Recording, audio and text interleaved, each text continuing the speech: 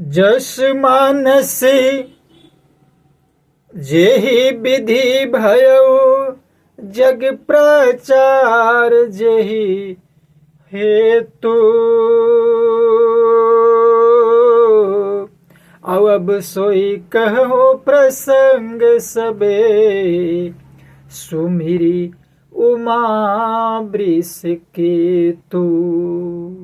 ये रामचरितमानस जैसा है, जिस प्रकार बना है और जिस कारण के लिए बना है, जिस कार्य के लिए बना है, जिस हेतु इस जगत में इसका प्रचार हुआ, अब वही सब कथा मैं श्री उमा महेश्वर का स्मरण करके कहता हूँ। ये कहना है गोस्वामी तुलसीदास जी महाराज को। वो संसार को श्री रामचरितमानस का गुण को बताना चाहिए। देखिए, क्षेत्र बहुत से हैं, जो जिस क्षेत्र में काम करे सफलता निश्चित है।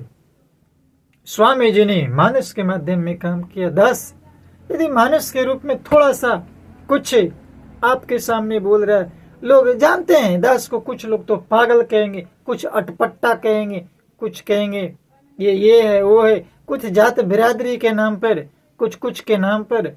लेकिन ईश्वर के शरण में अंतोगत्वा वही है, राम नाम सत्य है, कोई भेद नहीं, बिना पॉकेट वाला ही पर्दा वहां पर चलता है। श्री शिव जी की कृपा से उसके हृदय में सुंदर बुद्धि का विकास हुआ, जिससे तुलसीदास श्री रामचरितमानस कवि बन गए। अपनी बुद्धि के अनुसार तो वह इसे मनोहर ही बनाता है, किंतु कहते हैं कि फिर भी हे सजनों, सुंदर चित्त से सुनने कर इसे आप सुधार लीजिए। तुलसीदास जी अपने आप को कितना छोटा कह रहे हैं, हम आपको सुधारने के लिए बोल रहे हैं। सुंदर यानी सात्विकी बुद्धि भूमि है, हृदय उसमें गहरा स्थान है, वेद पुराण समुद्र है और साधु संत मेघ है, ऐसा स्वामी जी का कहना है। वही साधु रूपी मेघ श्री राम जी के सुयश रूपी सुंदर मधुर मनोहर और मंगलकारी जल की वर्षा करते हैं। सगुण, चूंकि श्री रामचरितमानस सगुण की ओर इशारा करता है, जो साक्षात सगुण लीला को विस्तारों से वर्णन करते हैं। वही राम सुयश रूपी जल की निर्मलता है, जो मल का नाश करती है, और जिस प्रेमा भक्ति का वर्णन नहीं किया जा सकता, वही इस जल की मधुरता और सुंदर शीतलता है। वह राम सुयश रूपी जल सत्कर्म रूपी धान के लिए हितकर है, और श्री राम जी के भक्तों का तो जीवन ही है। ये पवित्र जल बुद्धि रूपी पृथ्वी पर गिरा और सिमट कर सुहावने कान रूपी मार्ग से चला, और मानस यानी हृदय रूपी श्रेष्ठ स्थान में भरकर वही स्थिर हो गया, वही पुराना होकर सुंदर रुचिकर शीतल और सुखदायी हो गया।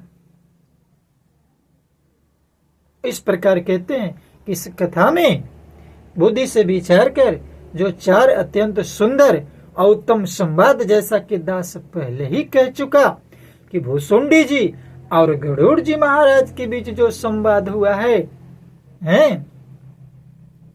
नीलगिरी पर्वत पर, और शिव जी और पार्वती के बीच जो संवाद हुआ है कैलाश पर्वत पर, याज्ञवल्क्य ऋषि और भरद्वाज ऋषि के बीच जो संवाद हुआ है प्रयागराज में, तुलसीदास और संतों के बीच जो संवाद हुआ है वही इस काशी में, वही इस पवित्र और सुंदर सरोवर के चार मनोहर घाट हैं। 7 कांड इसमें है।